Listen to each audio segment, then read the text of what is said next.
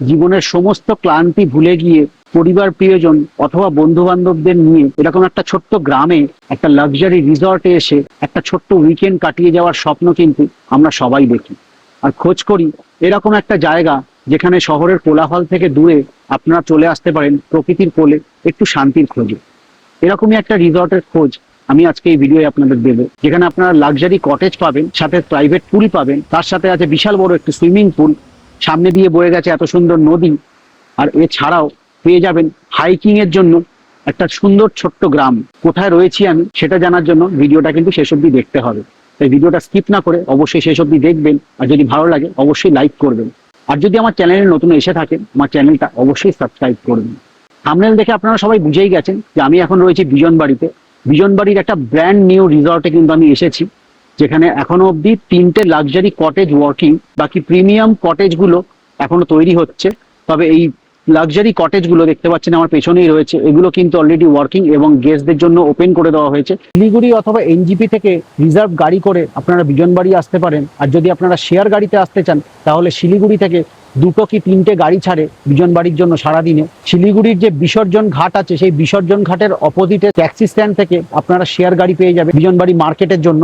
এবং বিজনবাড়ি মার্কেটে এসে সেখান থেকে আপনাদের আসতে হবে বিজনবাড়ি পাওয়ার হাউসের সামনে। পাওয়ার হাউসের পাশেই রয়েছে এই লাক্সারি রিসর্টটি। যারা পাহাড়ে ঘুরতে যেতে চান তবে দার্জিলিংয়ের কোলাহল থেকে একটু দূরে একটু শান্তির খোঁজে আসতে চান, তারা চলে আসতে পারেন বিজনবাড়িতে।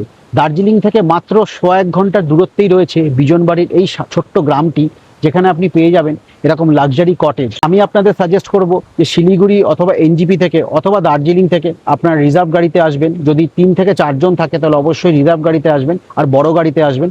ছোট গাড়ি নিয়ে এখানে আসাটা একটু অসুবিধাকর হতে পারে, কারণ কিছু কিছু জায়গায় রাস্তা খারাপ আছে, অফ রোডিং এর এক্সপিরিয়েন্স আপনারা পাবেন। তাই বড় গাড়ি নিয়ে অবশ্যই আসবেন। রিজার্ভ গাড়ি আপনাকে একদম রিসর্টের গেট অবধি পৌঁছে দেবে। শিলিগুড়ি থেকে বিজনবাড়ির ভাড়া 250 থেকে 300 টাকা। যদি আপনারা দার্জিলিং থেকে বিজনবাড়ি আসেন সেখান থেকেও শেয়ার ক্যাব পেয়ে যাবেন। দার্জিলিংয়ের চক বাজার থেকে আপনারা শেয়ার ক্যাব পাবেন বিজনবাড়ি আসার জন্য, সেখানেও আপনাদের ভাড়া পড়বে 250 থেকে 300 টাকার কাছাকাছি। যদি আপনারা শিলিগুড়ি থেকে বিজনবাড়ি আসেন রিজার্ভ গাড়িতে তার ভাড়া পড়বে 3.5 থেকে 4.5 টাকার মধ্যে। আর যদি দার্জিলিং থেকে আপনারা বিজনবাড়িতে আসতে চান রিজার্ভ গাড়িতে তার ভাড়া পড়বে 3 থেকে 4,000 টাকার মধ্যে। দার্জিলিংয়ের চক বাজার থেকে পর্যটকরা যে কোনো দিকে যাওয়ার শেয়ার এবং রিজার্ভ গাড়ি পেয়ে যাবেন। দার্জিলিংয়ের চক বাজার থেকে একটা রিজার্ভ গাড়ি বুক করে আমি রওনা হয়েছিলাম বিজনবাড়ির উদ্দেশ্যে। গন্তব্য ছিল বিজনবাড়ির পাম্প হাউস। দার্জিলিং থেকে মোট 2টি রাস্তা দিয়ে বিজনবাড়ি পাম্প হাউস অবধি আপনারা পৌঁছাতে পারেন। দার্জিলিং থেকে সিংটাম টি গার্ডেন হয়ে পুলবাজার হয়ে বিজনবাড়ির পাম্প হাউস অবধি আপনারা পৌঁছাতে পারেন, অথবা দার্জিলিংয়ের চক বাজার থেকে শেয়ার অথবা রিজার্ভ ক্যাব ধরে জামুনি ব্রিজ পার করে ভুপি হয়ে পুলবাজার হয়ে আপনারা বিজনবাড়ি পাম্প হাউস অবধি পৌঁছাতে পারেন। সিংটাম টি গার্ডেনের রাস্তাটা বেশ অনেক জায়গায় খারাপ থাকায় আমি চক বাজার হয়ে জামুনি ব্রিজ পার করে তারপর ভুপি হয়ে এবং পুলবাজার পার করে বিজনবাড়ি পাম্প হাউসে পৌঁছেছিলাম। দার্জিলিং থেকে বিজনবাড়ির দূরত্ব প্রায় 25 কিলোমিটার এবং এই দূরত্ব অতিক্রম করতে আমার সময় লেগেছিল 1 ঘন্টা 15 মিনিট।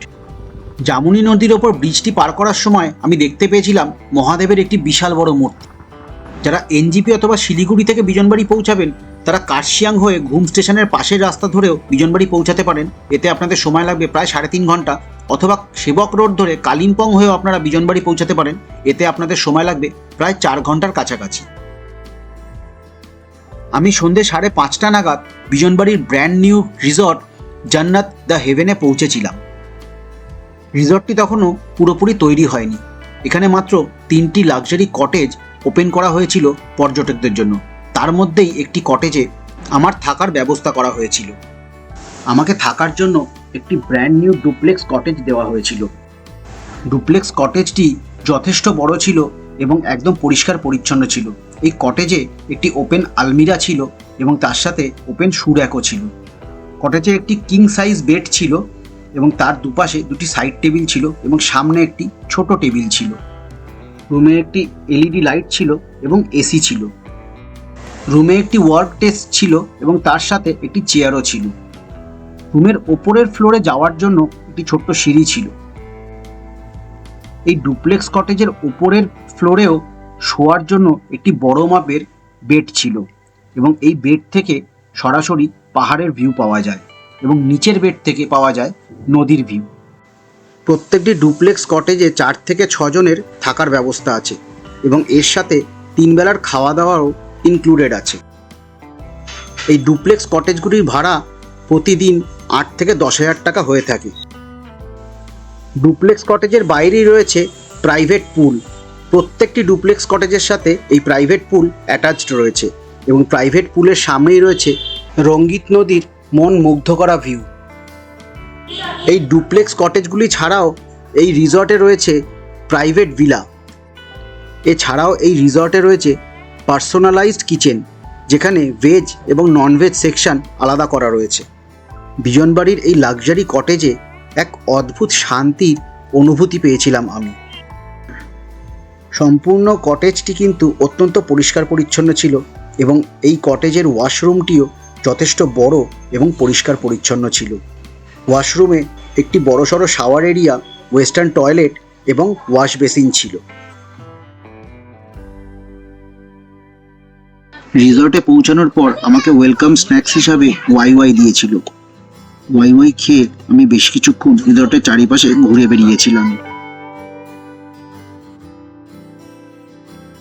রাত 9:30 নাগাদ আমাকে ডিনার সার্ভ করা হয়েছিল।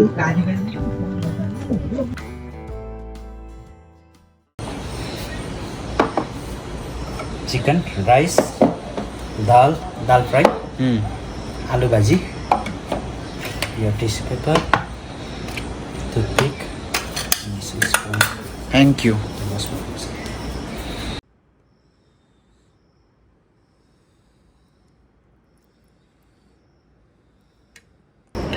ডাল দিয়ে আলু ভাজা দিয়ে খাচ্ছি, দারুণ সুন্দর লাগছে। এরকম একটা জায়গায় বসে গরম গরম খাবার আর বাঙালির প্রিয় ডাল ভাত আলু ভাজা, আর কি চাই। আর টেস্ট কিন্তু দারুণ সুন্দর। শুধু খাবার দাবারই না, এখানে যে স্টাফরা আছে তাদের ব্যবহার কিন্তু অত্যন্ত ভালো। সো ডাল আলু ভাজা তো জমজমাট ছিল। এবার নিয়ে নিয়েছি ভাতের সাথে চিকেন কারি। একদম পাহাড়ি স্টাইলে চিকেনটা রান্না করেছে, একদমই অন্যরকম, একটু মাখা মাখা টাইপের রেখেছে, একদম পুরোটা যে ঝোল সেই ব্যাপারটা নেই, আর দারুণ স্মেল আসছে। একদম যা বললাম, দার্জিলিংয়ের পাহাড়ি স্টাইলের চিকেন যাদের পছন্দ তারা কিন্তু এখানে এসেও চিকেন খেলে একই রকম টেস্ট পাবেন। সেই একই ধরনের প্রিপারেশান নিয়ে কিন্তু এটা বানানো হয়েছে। যাই হোক, খাবার দাবার নিয়ে তো আর কোনো কিছু বলার নেই, অত্যন্ত সুস্বাদু খাবার, আর তার সাথে আপ্যায়ন, অতিথিয়তারও কোনো তুলনা হবে না এখানে।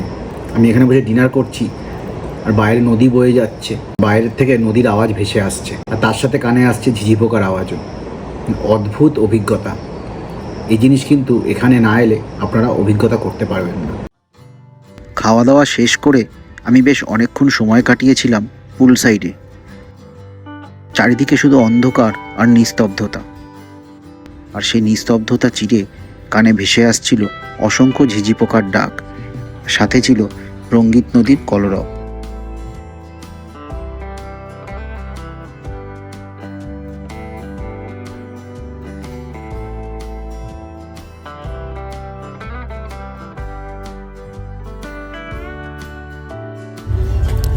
সকালে ঘুম থেকে উঠে কটেজের বাইরে আসতেই জাস্ট মুডটা ভালো হয়ে গেছিল। কটেজের সামনে ছিল মন মুগ্ধ করা প্রাকৃতিক সৌন্দর্য। চাইলে পুল থেকে উঠে নদীতে গিয়েও স্নান করতে পারেন, তারও ব্যবস্থা আছে। সামনে একটা ছোট্ট রাস্তা আছে, একটা ব্রিজ আছে, সেখানে নদীতে গিয়েও আপনারা স্নান করতে পারবেন।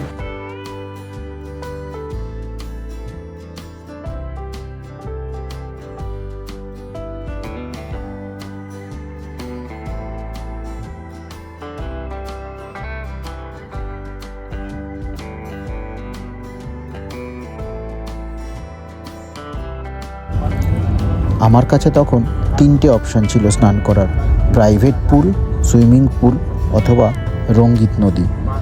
আমি বেশি দেরি না করে তাড়াতাড়ি প্রাইভেট পুলে নেমে পড়লাম স্নান করার জন্য।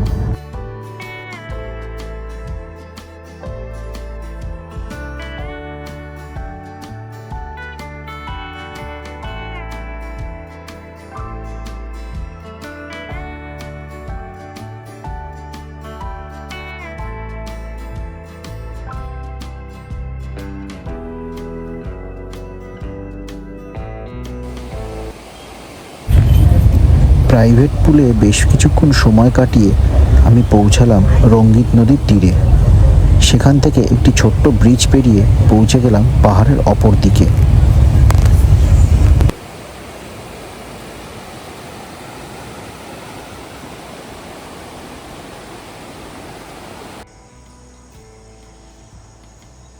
ছোট্ট গ্রাম তুংতুং কামান। পাহাড়ের এপাশে এসে আপনারা এই গ্রামেও ঘুরে বেড়াতে পারেন। দেখুন একটা ছোট্ট চা বাগান রয়েছে, এগুলো সব চা গাছ, ছোট ছোট চা গাছ।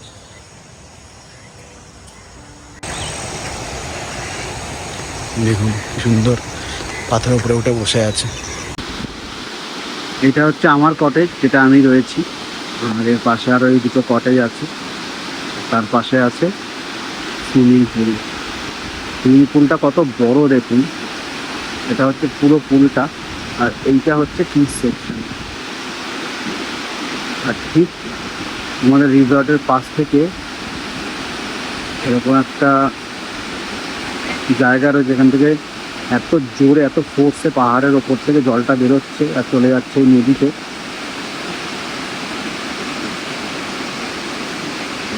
আর এর মধ্যে রিসর্টের একদম গা ঘেঁষে যাচ্ছে রঙ্গিত নদী।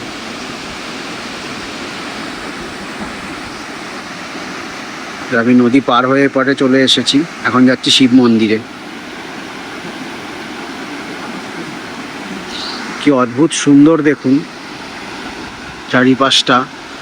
সকালবেলা একটা ছোটোখাটো হাইকিং যদি আপনারা করতে চান এখানে আসতে পারেন, এসে করতে পারেন। নদী পার হয়ে চলে আসতে হবে।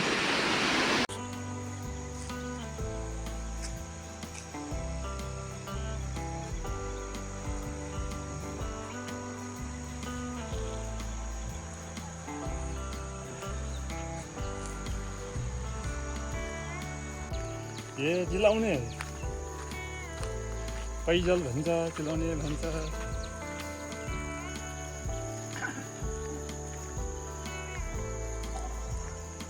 হাঁটতে হাঁটতে আমরা এই জায়গাটা এসে পৌঁছেই। দেখুন সুন্দর জায়গাটা, ছোট্ট ব্রিজ আছে, এরকম ঝর্ণার জল পাহাড়ের ওপর থেকে এসে এই ব্রিজের নিচ থেকে বেরিয়ে গেছে, গিয়ে মিলেছে রঙ্গিত নদীতে, এদিক থেকে চলে গেছে। কি অদ্ভুত সুন্দর দেখুন। এখান থেকে ছোট্ট একটা ঝর্ণা যাচ্ছে। এই ব্রিজ পার করে আমি এগিয়ে চলেছি মন্দিরের দিকে। সামনে যে এই পাহাড়টা দেখা যাচ্ছে এটাই হচ্ছে বিজনবাড়ি মার্কেট, মেন মার্কেট। এই মার্কেটের ভেতর থেকেই কালকে এসেছিলাম। ছোট্ট মন্দিরটা দেখা যাচ্ছে সামনে। এটা চারিপাশে বাড়ি ঘর, কিছু হোটেল রয়েছে। আর আমি দাঁড়িয়ে আছি নদীর এপারে, এই ছোট্ট গ্রামটায়। মানে সকাল সকাল 6:30 7টার সময় নদী পার হয়ে যে হাইকিংটা করছি, মন্দিরে যাচ্ছি, কিন্তু বিশ্বাস করুন এরকম একটা সময় যদি আপনারা কাটাতে চান তাহলে এখানে চলে আসুন। মানে এত শান্তি, না কোনো গাড়ির আওয়াজ আছে, না কোনো চেঁচামেচি আছে, না কোনো অশান্তি আছে, শুধু পাখির ডাক আর জলের আওয়াজ, আর কিচ্ছু নেই। না আমি নিজের নিঃশ্বাস নেওয়ার শব্দটাও শুনতে পাচ্ছি। এরকম শান্তির জায়গায় এসে 2 দিন কাটিয়ে যান। দেখুন কত ধরনের পাখি ডাকছে চারিদিকে, জানি না ভিডিওতে আসছে কি না। চারিপাশে পাখির ডাক, ঝিঝি পোকার ডাক আর জলের আওয়াজ। অদ্ভুত শান্তির জায়গা। বন্ধুবান্ধবরা মিলে যদি আসেন, ফ্যামিলি হয়তো সবসময় এরকম এতটা রাস্তা হাঁটতে পারবে না। প্রায় 2-2.5 কিলোমিটার হয়ে গেছে আমি হাঁটছি, এখনও মন্দিরে পৌঁছাইনি। তো যদি এখানে আসেন তো বন্ধুবান্ধবরা মিলে কিন্তু সকালবেলা বেরিয়ে পড়তে পারেন। আর এখানে না গরম আছে না সেরকম ঠান্ডা আছে। এটা জুন মাসের একদম শেষ সপ্তাহে চলে এসেছে, আজকে 28 তারিখ। অদ্ভুত সুন্দর জায়গা।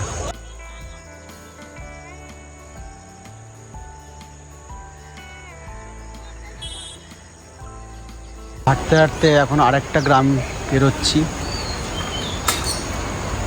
এটা একদম ছোট্ট একটা গ্রাম। বাড়ির সামনেই দেখুন এরকম চাষ করেছে নিজেরা, অর্গানিক ফার্মিং। কোনো কোলাহল নেই, কোনো ঝুটঝামেলা নেই, কোনো লোকজনও দেখা যাচ্ছে না। 1-2 লোক দেখা যাচ্ছে। ये कौन सा गांव है? क्या कमाने कमानी। এটা কমানি গাঁও। গেছি মন্দিরে, এবার ভেতরে গিয়ে একটু জল অর্পণ করবো শিবলিঙ্গে, তারপর আবার ফিরে যাব। অদ্ভুত সুন্দর দেখুন গ্রামটা। এটা হচ্ছে ব্লু রিভার হোমস্টে। কি সুন্দর, সামনে দিয়ে নদী বয়ে গেছে, আর এইখানে দেখুন এরকম বসার জায়গা রয়েছে।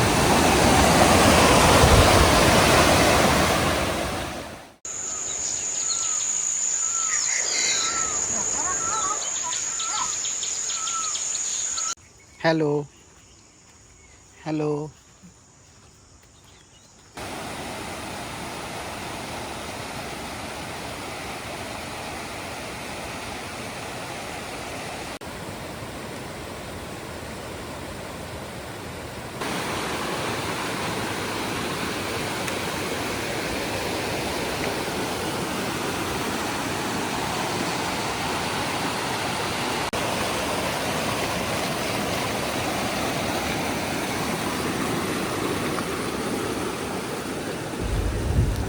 সকাল 9টা নাগাদ আমি রিসর্টে ফিরে এসেছিলাম। ততক্ষণে আমার সকালের ব্রেকফাস্ট রেডি হয়ে গেছিল। আজকে আমি ভেজ খাবো, পিওর ভেজ, বিনা পেঁয়াজ রসুন। তো এনাদেরকে বলেছিলাম আমাকে একদম পিওর ভেজ সবজি আর সাথে রুটি বানিয়ে দিয়েছে ব্রেকফাস্টে। সো এই চলে এসছে আমার ব্রেকফাস্ট, ঘুগনি সাথে রুটি। আজকে যেহেতু সোমবার ফার্স্ট করছি। এই হচ্ছে আমার কটেজ, সামনের ভিউটা দেখুন জাস্ট। এই হচ্ছে প্রিমিয়াম কটেজ, এটা হচ্ছে লাক্সারি কটেজ, এটা আমি রয়েছি। 3টে লাক্সারি কটেজ আছে, সামনে রয়েছে সুইমিং পুল। এখানে আসার পরে সন্ধ্যেবেলা ওয়াই দিয়েছিল, তাও ভালোই ছিল। রাতের ডিনারটা তো দারুণ ছিল, আর সকালের ব্রেকফাস্টটাও কিন্তু বেশ ভালো। ঘুগনিটাও দারুণ টেস্টি, একদম সিম্পলভাবে বানিয়েছে পাহাড়ি স্টাইলে। আর সবচেয়ে যেটা ইম্পর্টেন্ট, একদম হাইজেনিক, আর তার সাথে সামনে এরকম ভিউ, আর কি চাই। ব্রেকফাস্ট শেষ করে আমি পৌঁছে গেছিলাম জান্নাত দ্য হেভেন রিসর্টের সুইমিং পুলে। সুবিশাল সুইমিং পুলে আমি বেশ অনেকক্ষণ সময় কাটিয়েছিলাম।